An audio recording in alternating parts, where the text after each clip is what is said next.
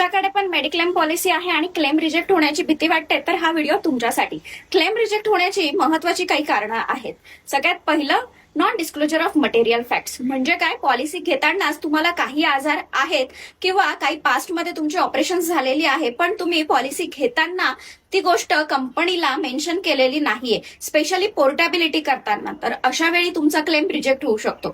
दुसरं महत्वाचं कारण म्हणजे हॉस्पिटलायझेशन नॉट रिक्वायर्ड। बऱ्याच वेळा आपल्याला डिसीज डायग्नोस्ड होतोय पण आपण ओपीडी बेसिसवरती बरे होऊ शकतो, पण उगाच जर हॉस्पिटलायझेशन जर तुम्ही करत असाल तर तिथे कंपनी क्लेम रिजेक्ट करू शकते।